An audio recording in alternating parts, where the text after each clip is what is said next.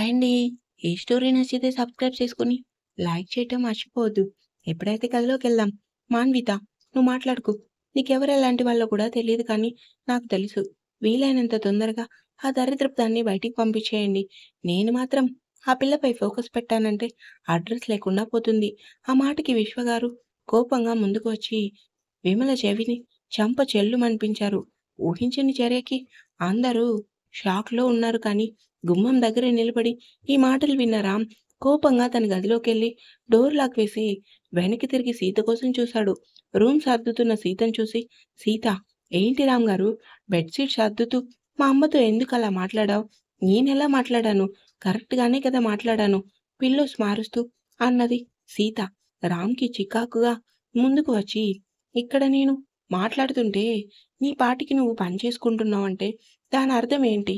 కింద అయినా గొడవ ఇప్పుడు నాకు జరగటం నాకిష్టం లేదు కాబట్టి దుప్పటి నీట్‌గా మడతపెట్టి బెడ్ మీద పెడుతూ అంది. ఒక్కసారిగా ఆమెని మీదకి లాక్కొని, ఏయ్! ఏంటే ఇలా మాట్లాడుతున్నావు? నీకు చాలా సార్లు చెప్పాను కదా! నేను మాట్లాడుతున్నప్పుడు ఇలా బిహేవ్ చేస్తే నచ్చదని. మీకు చాలా సార్లు చెప్పాను కదా! మీరు నాతో ఇంత కోపంగా ఉంటే నాకు భయమని. కానీ ఎందుకు మీరు నా మాటని, నా మనసుని అర్థం చేసుకోరు? షటప్! అసలెంత ధైర్యం నీకు? ఇప్పటి వరకు అమ్మతో ఎవరు అలా మాట్లాడలేదు కానీ, నువ్వు మాత్రం ఎందుకు కింద అంత రాద్ధాంతం చూసావు? ఏదో నీ కన్న తల్లిలా పెద్ద బాధపడిపోతున్నావెందుకు? ఇంట్లో అందరి కోసం తపన పడుతున్నావు. ఎవరైనా నీ కోసం ఆలోచిస్తున్నారా? గట్టిగా అరుస్తూ సీత అనేసరికి రామ్‌కి ఎక్కడలేని కోపమొచ్చింది. ఏంటే, ఇంటికి రాగానే నా చేత దెబ్బలు తినాలనుందా? తెగ ఉబలాట పడిపోతున్నావు అంటూ సీత గొంతు పట్టుకుని గోడకి లాక్ చేసి, చూడు, నువ్వున్న కొన్ని రోజులు అణిగిమణిగి ఉండు. కాదు కూడదు అంటూ పేలావంటే మాత్రం పీక నొక్కి ఇలానే గట్టిగా చంపి పడేస్తాను. నీకు దమ్ముంటే చంపు. చంపు. దూరంగా ఉండమంటూ ఎందుకు నన్ను ఇలా హింసిస్తావు? మరి హింసించక నేను ఏం చేయాలే? హా! నువ్వు చేసే పనులు అలానే ఉన్నాయి. ఎందుకు చీటికి మాటికి నా కోపం రప్పించే పనులు చేస్తావు? చూడు, నీ విషయంలో ఎవరైనా అలా బాధ పెట్టేలా మాట్లాడితే మాత్రం నాకు కోపమొస్తుంది. నాకు లేని కోపం నీకెందుకే? నువ్వే అన్నావు కదా! భార్యగా నడుచుకోమని. అందుకే ఇలా అన్నాను. ఒక్క మాట అడుగుతాను, నిజం చెప్పు. నేనేమన్నా తప్పుగా మాట్లాడానా? సీత, సీత కాదు, నిజం చెప్పు. ఎందుకు అన్నీ తెలిసి కూడా ఇలా మూర్ఖంగా మాట్లాడతావు? మా అమ్మ నన్ను ఎన్ని మాటలన్నా పడతాను. అంతేకాని నువ్వు మాత్రం మధ్యలో కలుగు చేసుకోవు లేనిపోని మాటలు అని మా అమ్మ మనసుని బాధపెడితే మాత్రం ఈ రామ్‌ని తట్టుకోవటం కష్టం. ఒక్కసారిగా రామ్‌ని వెనక్కి నెట్టి నీతో ఇదే వచ్చింది తప్పు. ఎవరిదో తెలిసినా కూడా నన్నే అంటావు. మొన్న పూజ విషయంలో అలానే చేశావు. ఇప్పుడు అలానే చేస్తున్నావు. అసలేమి ఆలోచించవా నువ్వు? అవును, ఆలోచించను. అయితే ఏంటిప్పుడు? అయితే పో బయటికి. నా తప్పు లేనప్పుడు నన్ను ఒక్క మాట అన్నా సరే నేనస్సలు పడను. పెద్ద మీదకొస్తున్నాడు కొట్టడానికి. ఎన్ని రోజులని పడతాను? వెళ్ళు. నువ్వు వద్దు అన్న వాళ్ళ దగ్గరికే వెళ్ళు అని సీత కోపంగా అనగానే రామ్ కోపంగా చేతికి అందిన ఫ్లవర్ వాజ్ నేలకేసి కొట్టి కోపంగా బయటికొచ్చాడు. సీత కోపానికి ఏం తక్కువ లేదు. అయినా ఎప్పుడు మారతాడో ఏంటో ఈ మనిషి.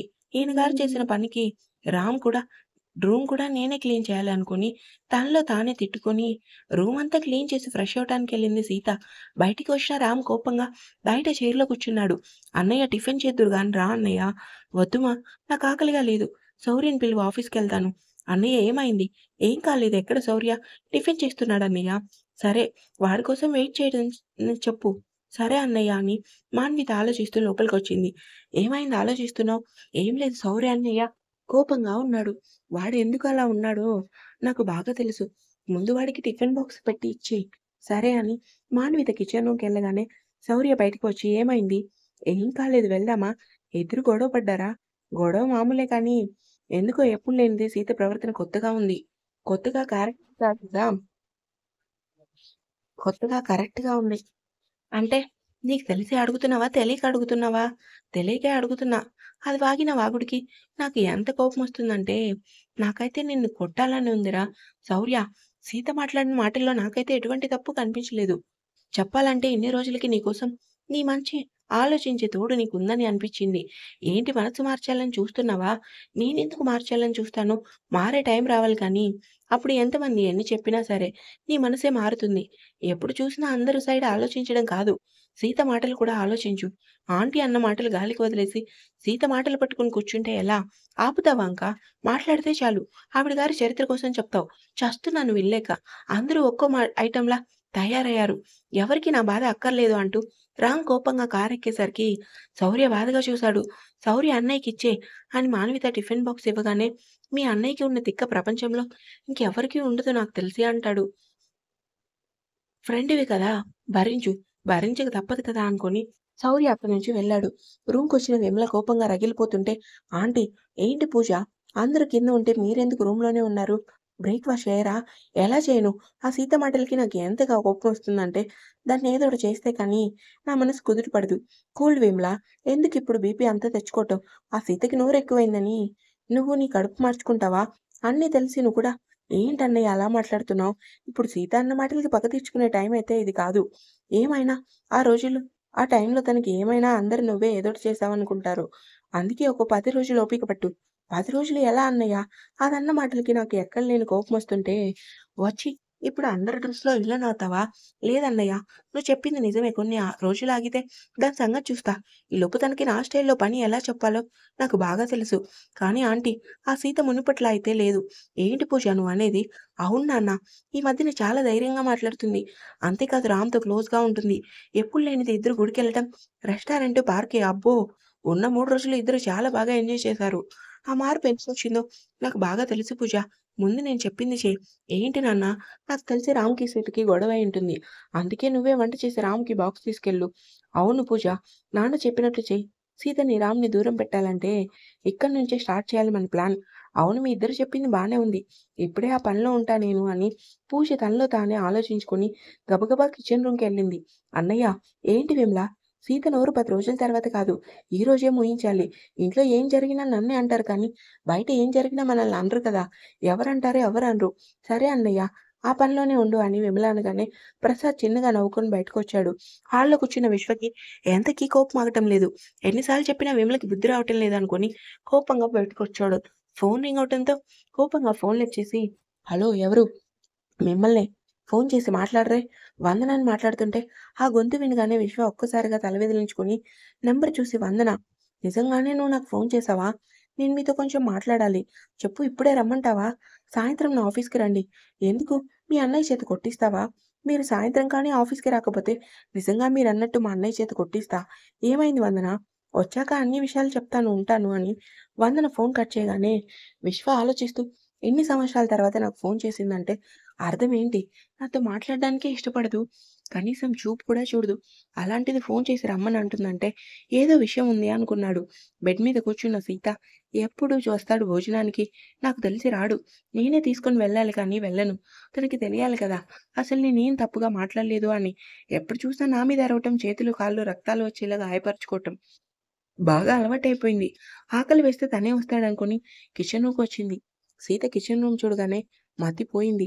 పూజ వంటగదంతా చిందరవందర చేసి, ఉఫ్! వంట కంప్లీట్ టైమ్. అప్పుడే అయిపోయింది బాక్స్ పెట్టాలనుకోని వెనక్కి తిరిగి పూజ సీతని చూసి, ఏంటి సీత ఇలా వచ్చావు? ఏ రాకూడదా? ఎందుకొచ్చావా అని. ఎందుకొస్తాను వంట చేయడానికి. నీకు ఆ అవసరం లేదు. నేనే చేశాను కానీ నీకు మాత్రం వండలేదు. కావాలంటే నువ్వే వంట చేసుకో. కాకపోతే ఇదంతా క్లీన్ చేయాలి. క్లీన్ చెయ్యి. ఎవరొద్దన్నారు? నేనెందుకు క్లీన్ చేస్తాను? వంట చేసింది నువ్వే కాబట్టి నువ్వే క్లీన్ చెయి. లేదంటే నీ చేత ఎలా క్లీన్ చేయించాలో నాకు బాగా తెలుసని సీత అనగానే పూజ తన తండ్రి చెప్పిన మాటలు తలుచుకొని, సీత ఒక 10 మినిట్స్ నువ్వు బయట కూర్చో. ఈలోపు నేను కిచెన్ రూమ్ క్లీన్ చేయిస్తా.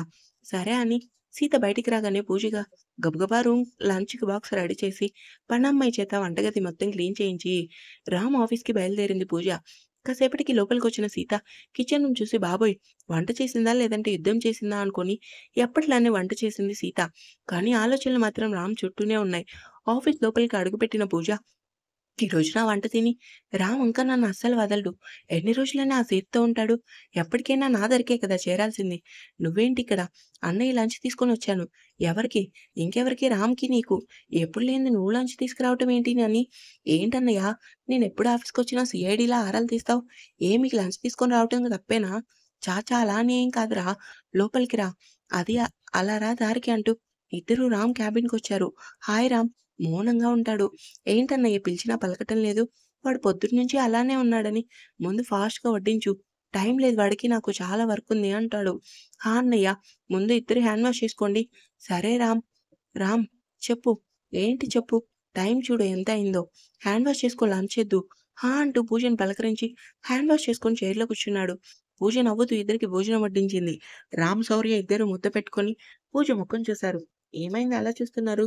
ఫస్ట్ టైమ్ వంట చేశాను. ఎలా ఉంది నా వంట?" "50 పార్ట్స్." "ఇన్ని పార్ట్స్ రాశానంటే దానికి కారణం మీ ప్రోత్సాహమే. ఇంకా ఉంది."